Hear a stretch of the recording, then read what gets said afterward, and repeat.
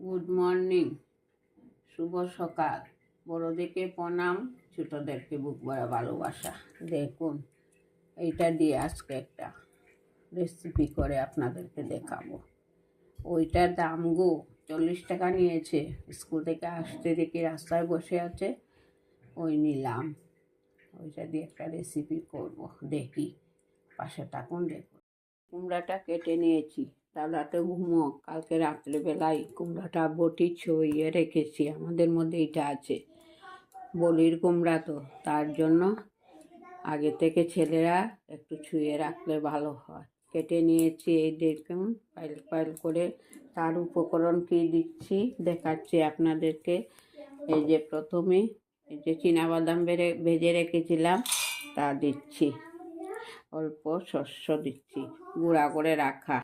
দেখুন, পেস্ট করে নিয়েছি, কি সুন্দর বাদাম গুঁড়া হয়েছে। এখন দিচ্ছি অল্প জল দেব। এই যে আদা, কাঁচা লঙ্কা দিচ্ছি, দিয়ে মুখটা বন্ধ করে নেব।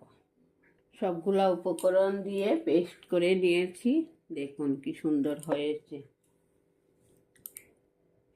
চুলায় কড়াই বসানো ছিল, গরম হয়ে আসছে। অল্প তেল দিয়ে দিচ্ছি, চাল কুমড়াগুলা ভেজে নেব।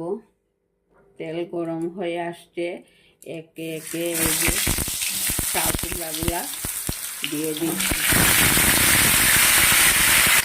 হলুদ, নুন দিয়ে দেব।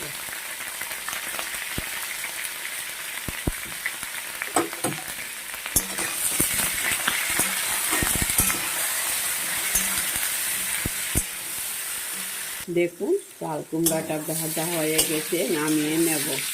একদম অল্প হয়ে গেছে, দেখছেন, নামিয়ে নিব। বেটে রাখা তেলের মধ্যে আরও অল্প তেল অ্যাড করছি। তেলটা পুরা দমে লাল হয়ে গেছে। গোটা কয়েকটা মেথি দিচ্ছি পুরনে। পেস্ট করে রেখেছিলাম যে মশলা, তা দিয়ে দিচ্ছি। অল্প হলুদের গুঁড়া দিয়ে দিচ্ছি কালার আসার জন্য।